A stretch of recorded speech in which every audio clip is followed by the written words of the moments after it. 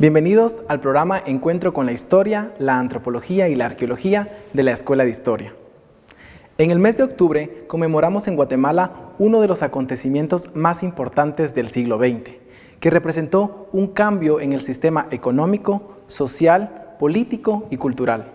Nos referimos a la década revolucionaria de 1944 a 1954, conocida como la Revolución del 20 de octubre. Durante este programa les presentaremos la película Pueblo en Marcha, así como otros materiales fílmicos de la época. Pueblo en Marcha fue dirigida por Juan Miguel de Mora en el año de 1950, producida por Rafael Chacón y realizada por Producciones Quetzal.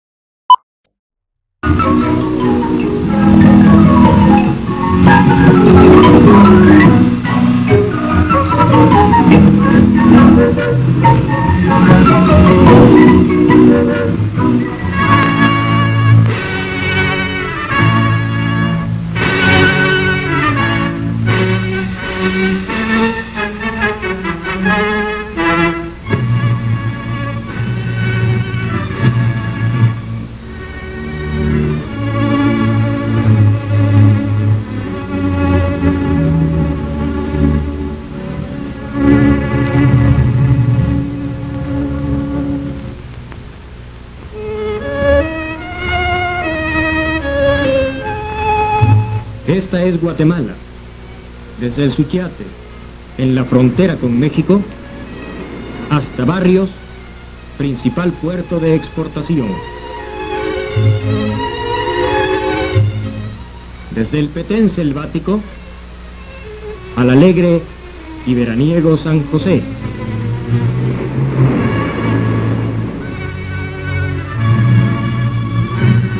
He aquí la República de Guatemala, grande en los corazones de sus hijos y en su altiva dignidad nacional.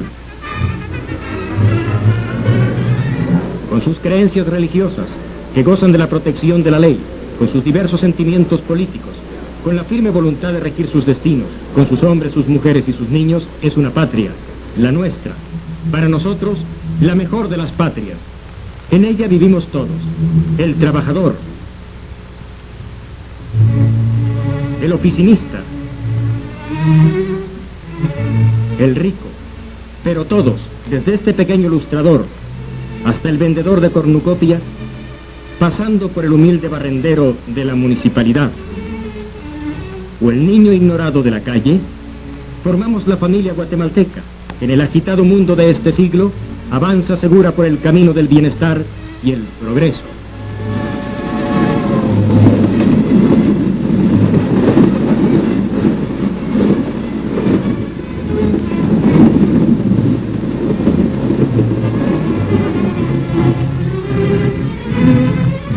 Sin embargo, no nos conocemos bastante. He aquí, por ejemplo, a los muelleros de Barrios, sostén básico con su trabajo de una de las principales riquezas nacionales, el banano. Alrededor de 6 millones de quintales se producen cada año y abandonan nuestros puertos para alimentar a gentes que casi nada saben de nosotros, pero que gozan nuestras riquezas naturales. ¿Saben ellos lo que el banano cuesta en esfuerzo? La otra gran riqueza nacional, más nacional que el banano, es el café.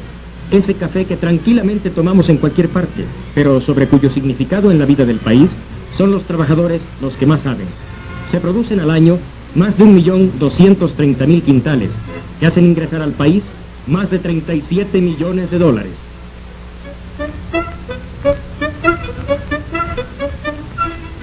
Y en esta nuestra Guatemala, el 20 de octubre de 1944 estalló la revolución. Comenzó apenas, porque una verdadera revolución comienza después del último disparo.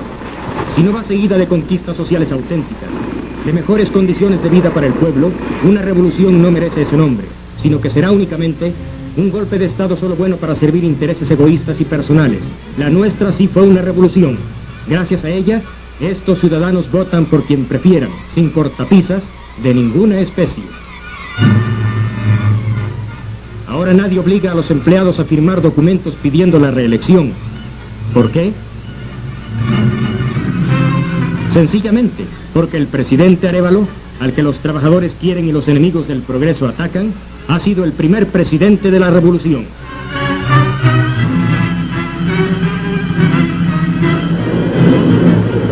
Por la revolución, Guatemala cuenta con una ciudad olímpica que es admirada por propios y extraños.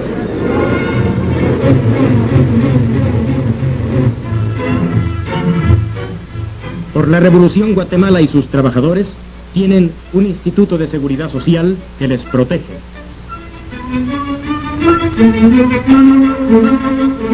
Por la revolución han surgido centenares de escuelas en todo el país. Y por la revolución también, estos caballeros y damas pueden divertirse alegremente, criticando al gobierno entre sorbo y sorbo de bebidas extranjeras. Es por la revolución también que los niños son felices, con atenciones de todas clases, con comedores y guarderías infantiles. ¿Sabemos acaso lo que vale la risa de un niño? Por la revolución este indígena trabaja la tierra sin estar esclavizado como antes a un amo y sin hacer servicio de vialidad, lastre medieval del ubiquismo.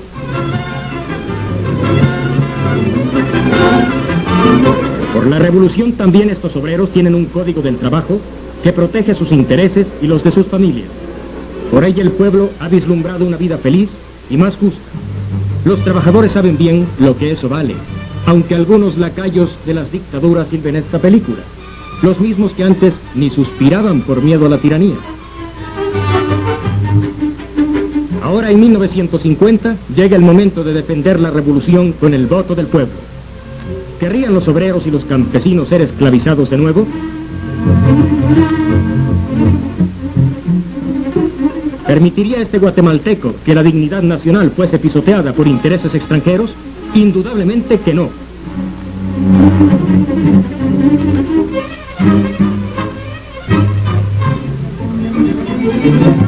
Por eso los guatemaltecos, de todas las clases sociales, de todas las religiones, de todas las categorías y de todas las creencias, se aprestan a defender la revolución y la patria.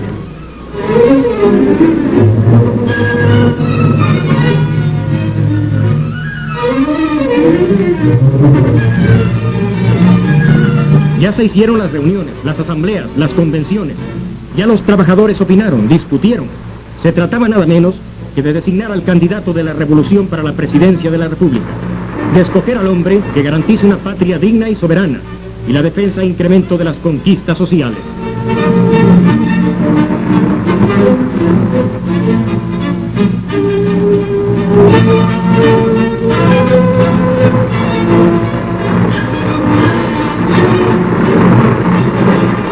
Este hombre fue el designado, Jacobo Arbenz Guzmán, ciudadano y teniente coronel, el hombre de la Revolución de Octubre, el hombre en quien confían legítimamente las clases trabajadoras y las fuerzas progresistas de la nación.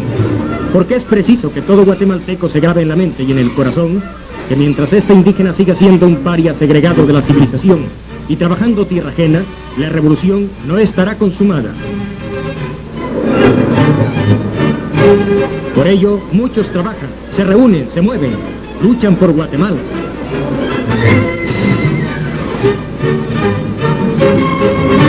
Porque saben que ellos esperan y confían en la Revolución de Octubre y no podemos defraudar.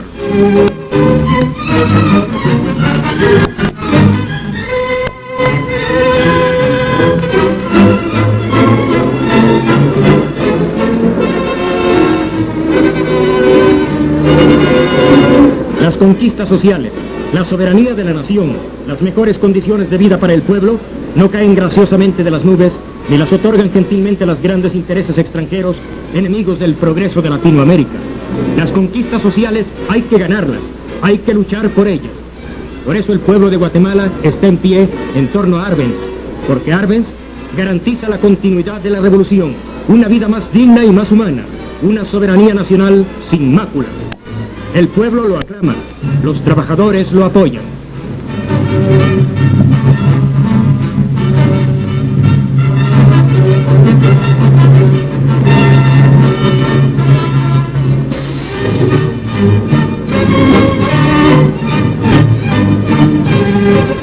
Por la continuidad de la revolución y con Arbenz, Guatemala es hoy, frente a todos sus enemigos, un pueblo en marcha, en una marcha que nadie puede ya detener.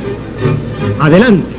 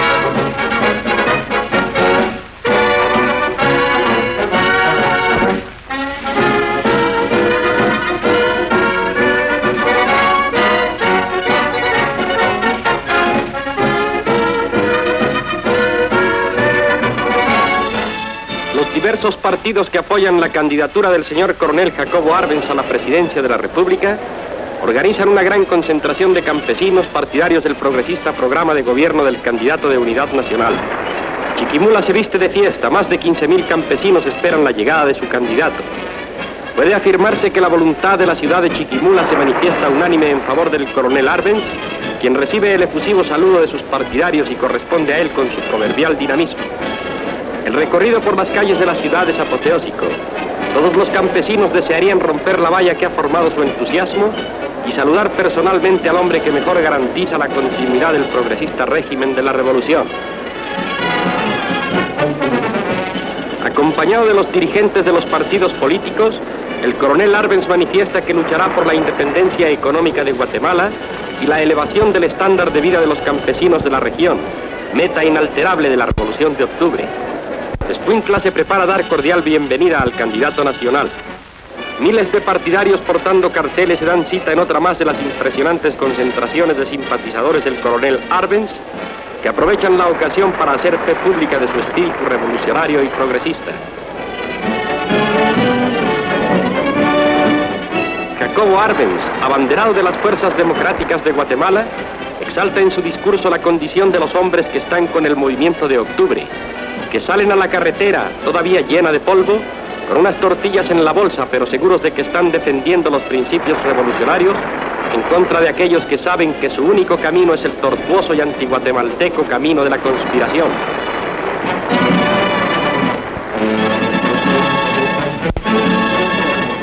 El aeropuerto de Jutiapa es hoy centro de reunión de las fuerzas vivas, progresistas y patriotas de Guatemala. Fuerzas que aclaman al candidato de la revolución, coronel Jacobo Arbenz.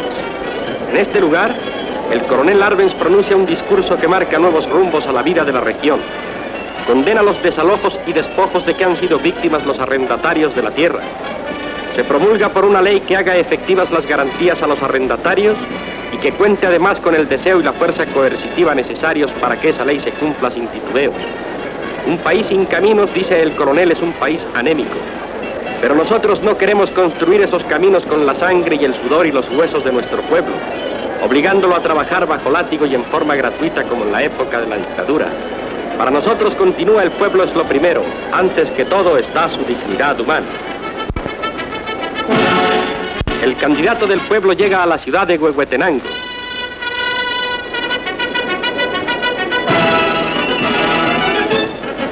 Este departamento, uno de los más alejados del resto del país, ha sentido también en carne viva el llamado generoso de su candidato.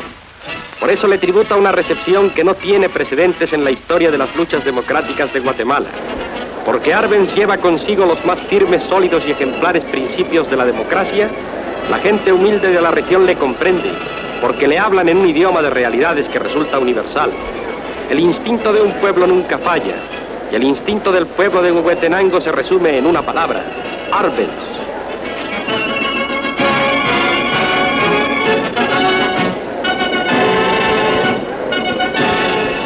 El candidato ratifica una vez más que llevará a la práctica uno de sus principios fundamentales, de acuerdo con el ideario del movimiento de octubre: pugnar porque la revolución que elevará el nivel económico, político y social de la región sea una realidad tangible.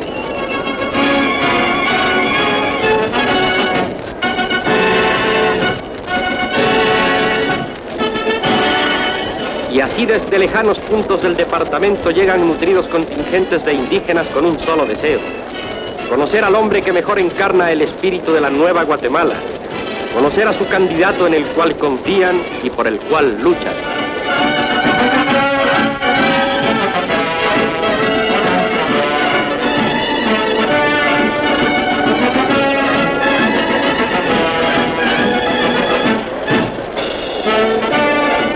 Esta jornada será inolvidable en la región, no solamente porque entran en comunión el pueblo y el candidato, sino porque éste atiende desde luego los problemas que le son planteados por el pueblo. Llegamos a Coatepeque, lugar donde el coronel Arbenz capitaliza la mayor fuerza electoral en el país.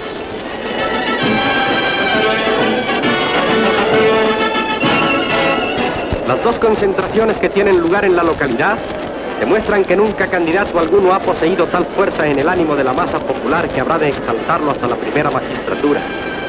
Pese a que no puede asistir por estar enfermo, el júbilo desbordante de la multitud ratifica una vez más su inextinguible entusiasmo y su fe en la victoria final. Aquí, como en todas partes, surge evidente el arraigo del candidato popular. El pueblo confía en el coronel Arbenz porque sabe que el coronel Arbenz es el mejor amigo del pueblo. El candidato de Unidad Nacional resiste el más severo análisis a que se le someta. Su trayectoria en la vida pública de Guatemala es la mejor garantía de su actuación cuando el voto popular lo eleve a la máxima representación nacional, pero también le imponga la mayor responsabilidad. Derechos y deberes son concomitantes. El ascenso a la grada más alta del poder impone mayor austeridad, mejor sentido de la justicia, más hondo arraigo en el amor a la patria, mejor empeño en obtener una adecuada solución a los graves problemas del país. Analizado así, el nombre de Arbenz responde mejor a la preferencia del pueblo. El candidato llega a una nueva etapa de su campaña política. Aquí es igualmente aclamado, igualmente esperado con afecto. Es la suya una auténtica marcha triunfal por todo el territorio nacional. A unos cuantos días del confronto de la voluntad popular, estas concentraciones hacen notar que el recuento de votos será una mera fórmula. Guatemala ha dicho ya su veredicto electoral. ¿Cuál es el sentir de las masas frente a su candidato? Los carteles son suficientemente claros, evidentes, explícitos.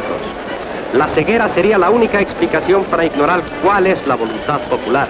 Y Guatemala no es ciega como tampoco lo es su pueblo. Podemos afirmar que el país entero es un solo mitin. En plazas y avenidas, en el campo, en el curso de los caminos, en las alturas serranas, a la sombra de los plantíos de exuberancia tropical, en las riberas de nuestros lagos, Guatemala ha venido hablando con una voz cuyo eco impone respeto a los enemigos de Arbenz y da confianza y fe a sus partidarios. En el inmenso y nacional mitin de la patria ha sonado la hora del triunfo. Guatemala con Arbenz, porque Arbenz está, ha estado y estará siempre con Guatemala.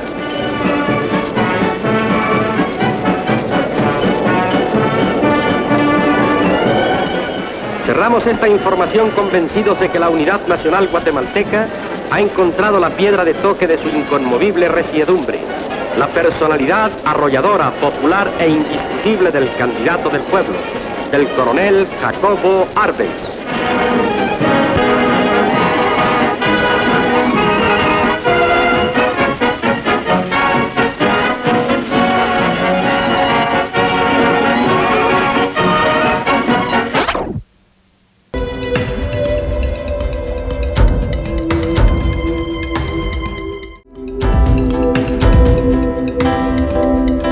Nuestro panel de este programa está integrado por Alejandra Medrano Escobar. Ella es maestra de Educación Primaria Urbana, licenciada en Historia por la Escuela de Historia, maestra en Políticas Públicas por la Universidad Rafael Andívar y ha realizado los estudios del doctorado en Ciencias Sociales por nuestra Casa de Estudios. Ha impartido los cursos de Teoría del Estado e Introducción a la Ciencia Política en la Universidad de San Carlos y los cursos de Historia de Guatemala y Centroamérica, Historia Política de Guatemala y Sociedad Democrática y Ciudadanía en la Universidad Rafael Andívar. Es un gusto además presentar a Jorge Arriaga, quien es profesor en Enseñanza Media en Ciencias Sociales licenciado en Historia y con estudios de la maestría en Historia de las relaciones entre Estados Unidos y Centroamérica. Fue profesor durante 26 años en esta casa de estudios, en la Escuela de Ciencia Política y en la Facultad de Ingeniería, así como secretario de Asuntos Estudiantiles y Universitarios de la AEU Oliverio Castañeda de León en el año de 1978. Actualmente es el presidente del colectivo Madre Selva y se ha dedicado durante 14 años a la recuperación de la memoria histórica de la Universidad de San Carlos de Guatemala. Miguel de Mora fue un periodista e historiador mexicano que vino a Guatemala durante la década revolucionaria. Él, junto con Rafael Chacón, un empresario costarricense muy joven, fundaron la productora Quetzal. Se dedicaron a realizar artículos promocionales en cine y dentro de ellos trabajaron para los gobiernos revolucionarios. De ahí que surge Pueblo en Marcha, la documental propagandística que acabamos de ver. Esta película, con otras de la misma característica de ser películas de propaganda que lanzaban la candidatura de Jacobo Arbenz Guzmán como el hombre que podía rescatar y profundizar los cambios sociales que había traído los gobiernos de la Junta Revolucionaria y del gobierno de Juan José Arévalo, hacen que haya un ambiente político muy efervescente. Para conversar sobre estos temas tenemos dos invitados, historiadores graduados de la Escuela de Historia y con sus especialidades en cuanto a posgrado. Y en primer lugar quisiera plantearles a ustedes cuál era el ambiente que se vivía en esa época y que propiciaron ese clima que se ve reflejado en estas películas propagandísticas. Gracias, Edgar. Pues yo quisiera referirme en primer lugar a esos 6 años que en este momento eran el contexto que hacía mucho tiempo que no se vivía o que nunca se había vivido prácticamente en Guatemala una apertura de espacios de expresión como la que se había iniciado desde 1944, en el 45 con la transición hacia el gobierno de Arévalo, y eso había hecho que las personas pudieran expresarse, pudieran hablar, pudieran conversar, pudieran exponer situaciones como las que exponen en el video que acabamos de observar. Y ese espacio, esa apertura justamente es la que da lugar a que se hable de continuar ahora con los cambios que se habían planteado inicialmente, cambios más sociales, cambios más iniciales y que eran urgentes, pero ahora llegando, se proponía llegar a que la revolución cuajara en cambios socioeconómicos, que se empezara a hablar de las formas de distribución de la riqueza, que se plantearan otras expresiones que hablaban ya de una madurez en la revolución y en los cambios sociales, políticos, económicos a nivel nacional y a nivel internacional. Sin embargo, no se hubiera podido hablar de eso si los 6 años previos pues no hubieran hecho ese espacio justamente de oportunidades, ¿verdad? Y de abrir conciencias y que las personas pudieran libremente decir y expresar esas necesidades que había en una sociedad que casi venía de relaciones casi feudales de producción, que había experimentado transición y que ahora esperaba cambios más profundos. Y que ese es el ambiente, digamos, a nivel interno. Y en el ámbito internacional, ¿qué se vivía? En el ámbito internacional hay que considerar 3 elementos. En primer lugar, vamos a decir que Centroamérica es un área de influencia de los Estados Unidos. No es una área económica en sí mismo, sino es un espacio interítmico que permite que el carácter estratégico de la región adquiera niveles superiores a los que hay en otros lugares. El hecho de que sea un área demasiado de 84 kilómetros aproximadamente entre el Océano Pacífico y Atlántico hace que sea bastante atractiva esta área para los Estados Unidos en su nivel de influencia. En segundo lugar, la Guerra Fría. La Guerra Fría se establece entre 1945 y 1947. Recordemos que esta Guerra Fría es la confrontación que se da entre el mundo oriental y el mundo occidental, entre el mundo capitalista y el mundo socialista, entre los Estados Unidos y la Unión de Repúblicas Socialistas Soviéticas. Y este pensamiento que cobra vida muy fuerte en los Estados Unidos va a tener su impacto en Guatemala. El hecho de que aparezcan acá el Partido Comunista legalizado va a pasar la factura posteriormente al pueblo de Guatemala y a la revolución misma. Y en tercer lugar, esta Guerra Fría retoma una vieja doctrina que se llama la doctrina Monroe, que quiere decir América para los americanos. Entendiendo América como Estados Unidos. Entendiendo América, Estados Unidos para los americanos. Latinoamérica, ellos no pueden darse el lujo de tener otra potencia que les pelee esta área de influencia acá. Y estos tres elementos van a darle una política agresiva a los Estados Unidos, especialmente a Guatemala, que es uno de los principales países, tal como lo vislumbran ellos, en Centroamérica, sino que además esta política se va a irrigar en todo el continente americano, ¿verdad? Ahora, ya que hablamos de agresividad, la película tiene un lenguaje bastante agresivo, ¿no? Es decir, Pueblo en Marcha es muy combativa y ahí vemos reflejado el conflicto social. Y en todo conflicto, por lo menos, existen dos actores, ¿no? Y aquí tenemos unos actores que son de la oposición y otros actores que son proclives al gobierno.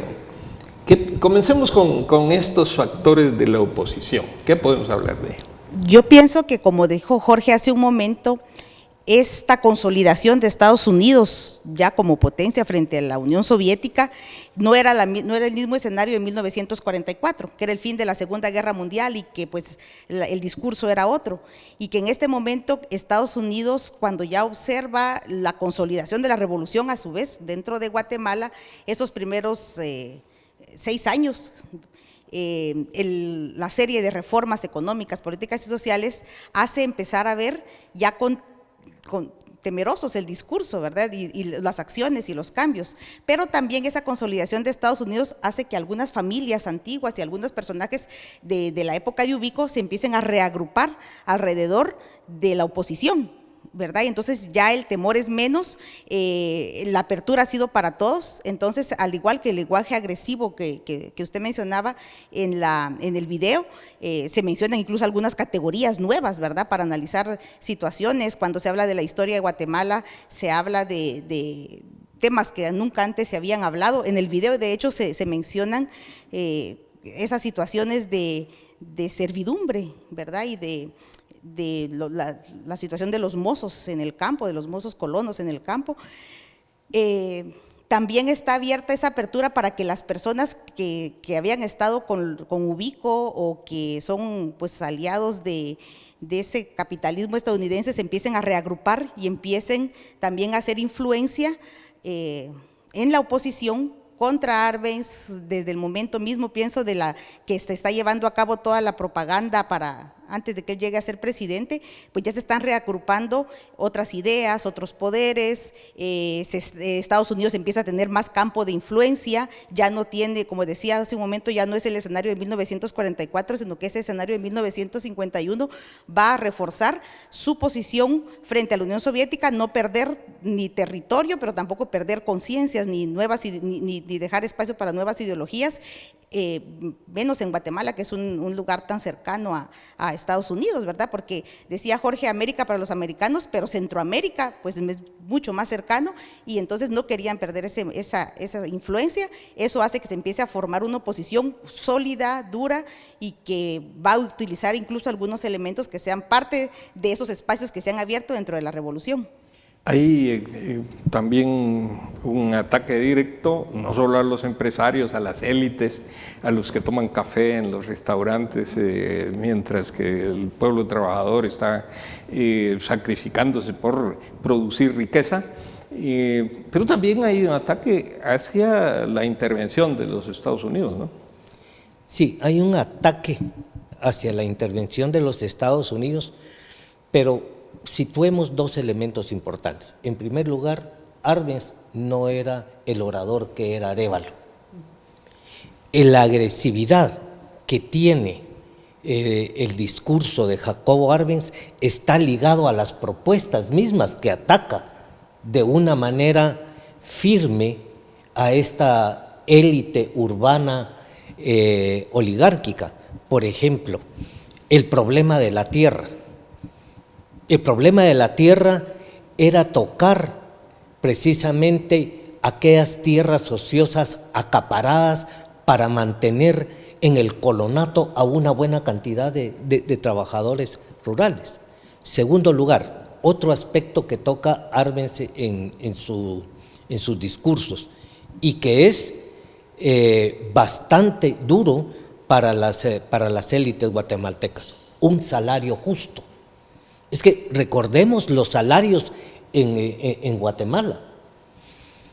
Obviamente eso pasaba por una reducción para ellos de sus ganancias, pero también pasaba por un desarrollo del mercado interno, ¿verdad? Y en tercer lugar, Arbenz acepta la presencia del capital extranjero en Guatemala, lo acepta, pero con una condición: que paguen lo que tienen que pagar en términos de impuestos. Y ataca indirectamente allí al enclave bananero, que desde hace mucho se conoce como un estado dentro de otro estado. Recordemos que el enclave bananero prácticamente tenían sus propias leyes y su propia dinámica económica. Ellos tenían comisariato. Ellos, lo que recibía de paga el trabajador, porque no era un salario, paga, ahí mismo se quedaba dentro del comisariato de los enclaves bananeros.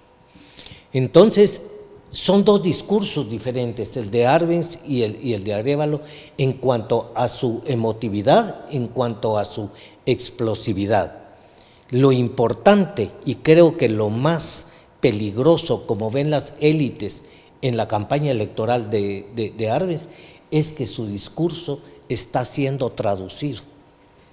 Y esas ideas que llegan a esos sectores analfabetos, que son el 79% de analfabetos del área rural, que le dan el voto a Jacobo Arbenz, logran prenderse. Ahora, también la película Pueblo en Marcha y los otros materiales promocionales hacen hincapié en la religiosidad del pueblo guatemalteco. ¿Qué papel jugaba la Iglesia en todo esto? Pues es importante recordar que la Iglesia Católica en este momento juega un papel determinante en la oposición, ¿verdad? Es una iglesia que incluso hace una serie de actividades dentro de las misas o dentro de la iglesia, pero también ideológicamente pues va moviendo con la religiosidad popular una serie de elementos que pues van a atacar ese nuevo modelo ideológico, ese nuevo modelo de pensamiento. Yo pensaba ahorita justamente en cómo en el video se utiliza mucho, se empieza a hablar de esa categoría de la injusta distribución de la riqueza, ¿verdad? Y que el video es agresivo justamente porque habla de ese problema que dice, bueno, ya tenemos una serie de reformas sociales, o se traduce así, ¿verdad? Una serie de reformas sociales, una serie de reformas que era necesario tenerlas, pero ahora necesitamos algo que nos sigue haciendo daño, que es la injusta distribución de la riqueza, y a partir de ese discurso que se empieza a manejar en la campaña, que lo vemos en el video, ¿verdad?, pero y en los otros videos proporcionales también, pero que sabemos que es parte del discurso de Arbenz, es que la Iglesia Católica se convierte en un principal opositor. Las procesiones más adelante, ya en el momento en el que va a ser el fin de la época de Arbenz, antes de que él renuncie, las procesiones pidiendo la renuncia del presidente, las misas pidiendo que se vaya el comunismo de Guatemala, la propaganda que se emplee o que se entrega en las homilías, eso va a ser parte de ese posicionamiento de la Iglesia Católica en contra de la revolución. Ahí tenemos básicamente tres elementos de oposición, ¿no? La Iglesia, los empresarios, la oligarquía principalmente en el campo y la intervención de los Estados Unidos. En este momento representado principalmente con la United Fruit Company, ¿no? ¿Habían otros factores opuestos al régimen? Los hay, y muchos los sectores urbanos. Recordemos que en esas elecciones Arbenz pierde las elecciones en la ciudad, y es aquí en la ciudad donde se concentra en esos sectores medios conservadores ligados y proclives a un pensamiento oligárquico. Pero la Iglesia ha sido veleidosa en su pensamiento. Recordemos que viene incluso de apoyar al régimen fascista en Europa, ¿verdad? Entonces es todo un pensamiento que también tiene un temor a los grandes cambios en Guatemala. A ellos no se les ha olvidado lo que pasó con don Justo Rufino Barrios. Y el hecho que haya una revolución que toque todos esos privilegios hace que la Iglesia se acomode de alguna manera dentro del entorno contrarrevolucionario. Las élites, el hecho de que se establezca el salario en Guatemala es una pérdida a su acumulación de capital. No es lo mismo un salario que una paga forzada. El salario genera otra dinámica en el mundo de la economía. Ahora retomemos un poquito la idea que habías planteado anteriormente, y es esta de que hay una población urbana que no votó por Arbenz. Pero eso es algo que se ha venido repitiendo, ¿no? A lo largo de la historia de Guatemala, hasta recientemente. Los gobiernos o las candidaturas que han sido un poquito más hacia la izquierda, podemos decir, siempre han recibido más apoyo en el interior de la República que en la capital. Es que hay en la dinámica de los sectores medios están muy ligados al consumo, y es en las áreas urbanas en donde el consumo es mayor, y eso hace que los sectores medios estén muy ligados al bloque dominante. Miren, los sectores medios tienen una dinámica, en periodos de crisis son profundamente radicales, ya sea para un bando o para otro. Son muy radicales en tiempos revolucionarios, ¿verdad? O son muy conservadores en tiempos de crisis como los que estamos viviendo hoy. Los sectores medios son los más volátiles de los sectores sociales y se sitúan en las áreas urbanas. Ahora, Alejandra, es un esfuerzo que se mira en estas películas para romper la hegemonía, esa dirección intelectual y moral que siempre mantuvieron las clases dominantes sobre la población. Y las películas atacan directamente esa hegemonía, ¿no? ¿Cómo lo ve usted? Pues yo veo que también hay en la película se mira ese rompimiento de la hegemonía, es decir, se habla sobre los cambios que se han logrado, sobre cómo esa hegemonía pues necesita de cambios más profundos para romperse. Pero lo que dice Jorge en cuanto a la situación de las clases urbanas o de las capas urbanas, es importante también analizarlo, porque el control ideológico que se ejerce a partir de cuestiones como la religión es fundamental para entender cómo la ciudad en este momento también se empieza a distanciar un tanto del campo. Los cambios principalmente son en el área rural. De hecho, se plantea la reforma agraria, se plantea la modernización del campo, se plantea la inversión en la parte agraria de Guatemala. Sin embargo, se habla de esa necesidad de romper con esa hegemonía, pero pienso que el discurso y tanto el video, ¿verdad?, y los otros videos están muy dirigidos a eso que se está rompiendo en el campo. Pero la parte urbana es la parte que empieza a ser controlada ya por otros medios de dominación, como esto que decíamos de la Iglesia Católica. Lo traemos ahorita al siglo XXI y vemos que el pensamiento religioso fundamentalista, ¿verdad?, porque ahora ya no solo es el catolicismo, sigue siendo parte de control de esas capas urbanas, de cómo, bueno, de hecho también podría ser incluso hasta en el área rural, pero es parte de esos procesos de control, de manipulación, de mover cambios en masa, ¿verdad?, en bloque, de jugar con determinados conceptos o con determinados discursos o frases que van haciendo que también se empiece a romper un modelo, y en este caso era romper con el modelo de la revolución. Y ahí podríamos también meter a los estudiantes universitarios, ¿no?, que principalmente la huelga de Dolores asumieron una posición decididamente antirrevolucionaria, ¿no? Mira, los estudiantes universitarios, que han sido poco estudiados, a pesar de que han salido últimamente algunos estudios alrededor, son muy volátiles. Y en el momento de la revolución pasa algo interesante.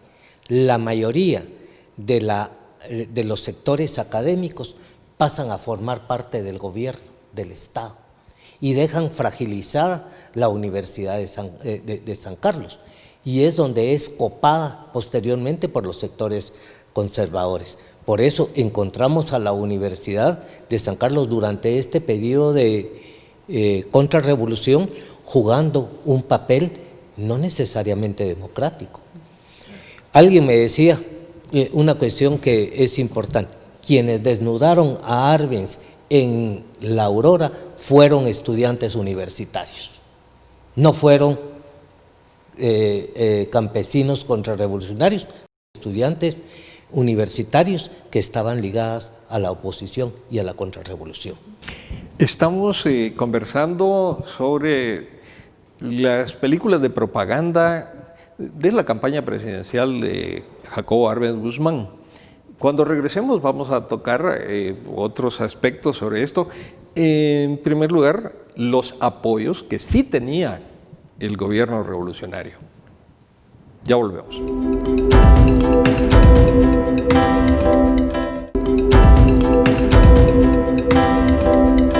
Guatemala dispone de una copia de Pueblo en Marcha gracias a una donación de la Filmoteca de la Universidad Nacional Autónoma de México, que la donó a la Cinemateca Universitaria Enrique Torres. Las otras películas de la campaña presidencial de Arbenz se deben a la acuciosidad de Uli Stelner, un miembro de la Asociación Guatemalteca del Audiovisual y la Cinematografía, que las consiguió en archivos de Estados Unidos y de Alemania. Así podemos nosotros ahora poder apreciar estas películas, poderlas examinar, poderlas comentar como lo estamos haciendo en esta ocasión. En el segmento anterior hablábamos de los grupos opositores al gobierno revolucionario de Arévalo y a la campaña presidencial de Jacobo Arbenz Guzmán. Ahora hablemos de los apoyos que tenía la revolución, tanto en el periodo de la Junta Revolucionaria de Gobierno como en los periodos presidenciales de Arévalo y de Arbenz. ¿Cuáles eran esos apoyos con que contaba el gobierno revolucionario? Fundamentalmente era una base campesina, ¿verdad?, que se expresaban a través de la Central General de Trabajadores de Guatemala, que dirigía Víctor Manuel Fortuny, y el otro de los grandes dirigentes era Che Manuel Fortuny. ¿verdad? Víctor Manuel Gutiérrez y Che Manuel Fortuny. Yo creo que era una base fundamentalmente campesina, que el discurso de Arbenz llegó a tener un sentido real, el acceso a la tierra. El mundo del campesino es el mundo de la tierra. Otro sector importante son los profesores. Recuérdense que no hay una recuperación del salario total después de que Ubico les reduce a todos los miembros del Estado a la mitad su salario. Y el sector de los maestros había cobrado un papel beligerante en las luchas urbanas, fundamentalmente en las luchas urbanas. Creo que esos son los dos sectores que más apoyan a Jacobo Arbenz y que van a ser beligerantes y al mismo tiempo más perseguidos más adelante. También me quiero referir a ese sector artistas, todo el importante mundo artístico que se genera a partir de la apertura de espacios que da la revolución, y cómo el arte mismo es una expresión, son formas de expresión distintas en el muralismo, en la arquitectura, en la pintura, las letras, ¿verdad? La literatura, son espacios nuevos para presentar no solo expresiones relacionadas con la revolución y con nuevas categorías y nuevos conceptos que se van a empezar a utilizar, sino que también es esa libertad que se experimenta en Guatemala luego de 75, 80 años de dictaduras cafetaleras, de casi 300 años de época colonial. Es decir, es un momento en el que esa apertura permite que en las obras, todas las obras que tenemos de la revolución, pues sean únicas, y que ahorita seguimos esperando una serie de obras y no se ha vuelto a dar esa apertura artística que se inicia con la revolución. Cuando Jorge mencionaba pues la base campesina también, yo pensaba en todo lo importante que son todas las estrategias socioeconómicas y políticas que se manejan con el apoyo de la base para lograr ese apoyo y echar a andar la misma reforma agraria. Por ejemplo, lo del departamento de fincas nacionales, el papel que se empieza a jugar agrariamente con la creación de los comités agrarios locales, o bueno, la misma influencia que traía el Código de Trabajo desde la época de Arévalo, pero como ahora pues eso también sigue reforzando esos apoyos y esas bases con las que Arbenz cuenta. Ahora, obviamente tenemos que considerar el papel del individuo en la historia, ¿no? Es decir, no vamos a decir que los actores individuales son los protagonistas exclusivos de la historia, pero sí tienen, obviamente, un rol que jugar. Y aquí, cuando hablamos de los artistas, hay que mencionar, no solo con los artistas, por supuesto, pero la personalidad de la esposa de Arbenz, ¿ya? Porque ella, recordemos todo el apoyo que dio al grupo Zakerty. Para poner un ejemplo, se consiguió una casa, donó un piano y los cobijó y los apoyó. Ese apoyo a los artistas también se dio con el propio esposo y con los distintos actores políticos de esa sociedad, ¿no? Sí. Aquí podríamos tocar un elemento importante. Yo he leído 2 o 3 biografías de Arbenz y siempre ha aparecido una palabra en él, ¿verdad?, que lo caracterizaba. Era una persona reservada, en cierto grado taciturno, lo plantean, pero con una disciplina militar. Era un individuo que se proponía metas y de una exquisita mentalidad. Recordemos que la presencia familiar de provenir de una familia de suizos obviamente le daba una visión de Guatemala totalmente distinta, aunque él hubiese vivido aquí la mayor parte de su vida. El arribo de la de la señora Vilanova, obviamente le va a dar otro cariz a esta dinámica de la pareja, ¿verdad? Una señora que provenía de las familias pudientes de El Salvador y además mucho más desarrollada en temas sociales, mucho más abierta a buscar otras causas de la pobreza y del atraso de este país.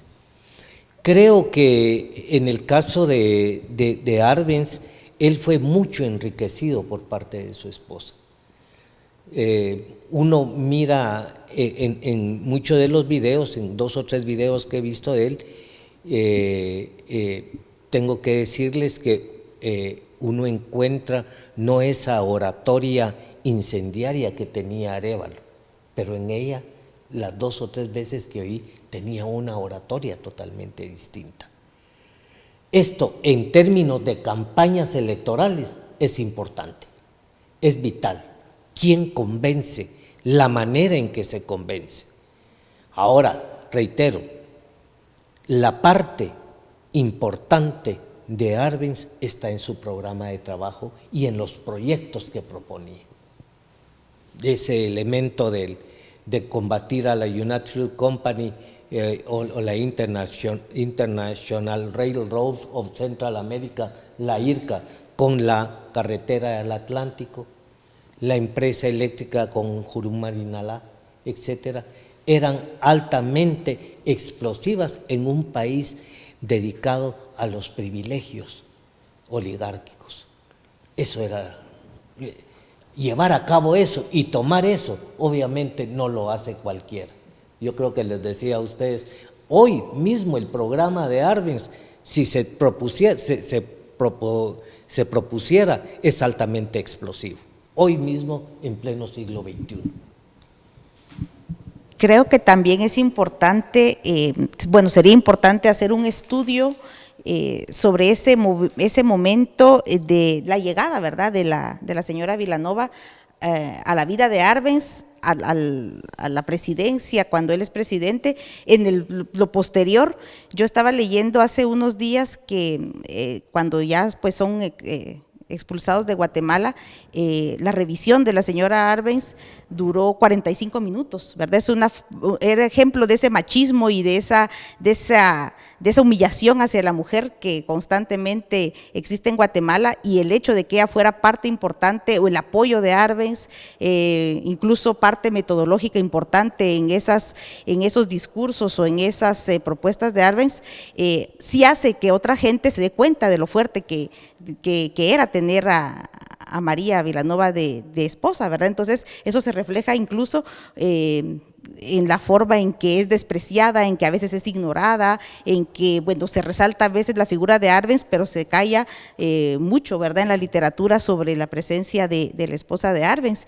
Y como les decía, de hecho, el día que están en el aeropuerto, la forma en que la tratan a ella, la forma en que la revisan a ella antes de que pueda salir de Guatemala, es parte de esa violencia contra la mujer también, y sería importante que hubiese más estudios sobre ese vínculo entre, como decía Jorge, ese apoyo de pareja que es distinto, y los discursos o cuando la escuchamos hablar. De hecho, en algunas entrevistas que ella da y que están grabadas ya después de la revolución, bueno, de ellos en el exilio, etcétera, se encuentra dentro del discurso de ella un fortalecimiento a otras visiones de formación de nación, de formación de Estado, de lucha social, de entender el momento justo de la revolución, también de entenderla humanamente, que todo lo que tuvieron que pasar como pareja, como esposos, como familia, cómo enfrentar situaciones familiares, situaciones con amistades, situaciones al interno del país, situaciones internacionales, la relación, por ejemplo, de la familia de ella, la familia de Arbenz, el militarismo de Arbenz. Son cosas que sería importante tener muchos más estudios también de esa relación que se veía fortalecida pues con esos dos mundos, ¿verdad? El mundo de Jacobo Arbenz, un militar muy ordenado, el mundo de Vilanova con otras, por ejemplo, con lo de sus negocios o lo que a ella le había fortalecido, y que juntos pues estaban haciendo revolución. Yo diría que juntos estaban haciendo revolución. Y es importante también el pensar en que se hace muy necesaria la revisión de las biografías de otros personajes de la revolución. Víctor Manuel Gutiérrez, ¿verdad?, es alguien que se ha descuidado en los estudios. Se han hecho trabajos sobre Fortuny, se han hecho trabajos sobre el ministro de la Defensa, el tiempo de Arbenz, en fin, pero hay otros personajes que todavía permanecen así como ocultos. Yo quisiera plantearles otra cuestión. Para el 1 de mayo de 1954, toda la algarabía, la celebración del Día del Trabajo, las grandes manifestaciones, pero 2 meses y centavos después tenemos una apoteósica bienvenida a la liberación, a los liberacionistas. ¿Cómo es posible que un gobierno que tenía unos planteamientos muy sólidos, que supuestamente tenía apoyo de los campesinos, de obreros, de los sindicatos, del ejército, se derrumbara tan abruptamente como se decía en la presentación? Sí, miren, yo pienso que es innegable el aporte que se produjo durante la Revolución de Octubre. Es innegable, eso no lo vamos a poner en duda. No pongo en duda los grandes beneficios llevados a cabo tanto por Juan José Arévalo como por Jacobo Arbenz. Pero nos falta ver críticamente no solo este proceso, sino otros procesos más. No es posible que 2 meses después entre la liberación de una manera tan fácil y con una resistencia tan frágil como la que hubo. Yo tengo una tesis que me ha venido rondando en la cabeza desde hace ratos, y es que cuando las organizaciones sociales son desarrolladas por el Estado, se tornan frágiles en un momento cuando hay una ausencia de la presencia del Estado. Cuando sale Jacobo Arbenz, y si uno oye bien el discurso de Jacobo Arbenz, hay un dolor implícito en él, hay un derrumbe en él, ¿verdad? Y con justa razón, es un ser humano. No pidamos, no caigamos en la trampa de los superhéroes. Son seres humanos con virtudes y con debilidades. Y yo creo que eso nos falta ver mucho en Guatemala. Entonces, veo yo acá esa fragilidad en las organizaciones sociales y esa fragilidad que tiene en su momento Jacobo Arbenz, y en algún momento alguien dijo, no tengo a memoria el nombre, que dijo, el hecho de haber confiado demasiado en el ejército fue uno de sus pecados, y no confiar en las organizaciones sociales. Poner a marchar a maestros y sectores que estaban dispuestos a defender la revolución, la contrarrevolución que había sido ya derrotada en Hualán, ¿verdad? Porque de ahí no pasó la contrarrevolución, fue un error. Y pensar que el ejército iba a estar detrás de Jacobo Arbenz y defendiendo la Revolución de Octubre. Piero Glegesis dice una cuestión muy fuerte contra el ejército cuando entrevista a todos estos generales y les dice, ¿por qué no defendieron ustedes ese proceso que los sacó de las mazmorras cuartelarias a las que ustedes estaban sometidos y a las que el régimen ubiquista los había puesto? Y la respuesta casi unánime de todos ellos fue, le tuvimos miedo a la intervención de los Estados Unidos. Y pasa a ser de un ejército nacional a un ejército bananero. No es más un ejército nacional. No defiende los intereses nacionales ni la soberanía. Defiende los intereses de la bananera y defiende los intereses de la oligarquía. No hay ejército acá nacional, hay un ejército bananero. Hija, también Alejandra mencionaba estas procesiones de Cristo de Esquipulas por todo el país, ¿no? Sí, yo pienso que realmente aquí se conjugan dos factores. Eso que usted dice del 1 de mayo al 27 de junio, ¿verdad? Que es el momento. Estamos dentro de una estrategia estadounidense. Básicamente, Estados Unidos no iba a dejar cabos sueltos, entonces hay una serie de factores que se conjugan. Está lo de la Iglesia Católica al interior del país, principalmente jugando con la fe, ¿verdad? Y con esa idea del comunismo, anticomunismo, usando la imagen del Cristo Negro de Esquipulas, por ejemplo, para motivar, acelerar el proceso de la caída y el rechazo a Arbenz, pero también estaba la propaganda internacional en medios de comunicación, en algunos periódicos, revistas en Estados Unidos, estaba el apoyo que Estados Unidos buscaba entre los gobiernos de Centroamérica, entre otros gobiernos de latinoamericanos, la legitimidad con la que, es decir, esa famosa legitimidad con la que todavía en el presente nos dicen, bueno, está bien bombardear, por ejemplo, ahorita Siria, ¿verdad? Cosas así, esa legitimidad la buscaban en ese momento, habían llegado hasta a Venezuela a pedir el apoyo para poder intervenir Guatemala. Entonces eran una serie de factores nacionales, la debilidad del ejército, que no era solo interna, sino que, por ejemplo, el ejército había sido neutralizado, mucha gente había sido enviada al extranjero, entonces estaba, el papel de la oligarquía adentro de Guatemala, esas familias que en el 52 están manejando sus alianzas con Estados Unidos y volviéndose a posicionar, y que a veces cuando uno hace líneas del tiempo y encuentra líneas familiares se da cuenta que son las mismas familias que ahorita están apoyando el pacto de corruptos, por ejemplo, ¿verdad? Entonces esas cosas era toda una estrategia que venía desde Estados Unidos, ¿verdad? Pero que tenía que ver con hacer muy frágiles las fuerzas, los apoyos internos que le quedaban a Arbenz, hacer muy fuerte la propaganda internacional en contra de Arbenz, legitimar, como decía, todo ese proceso de intervención, que el mundo empezara a hablar sobre que era necesaria la intervención en Guatemala. De hecho, empiezan a manejar el término liberación, ¿verdad? Porque dicen, vamos a liberar a Guatemala del comunismo internacional.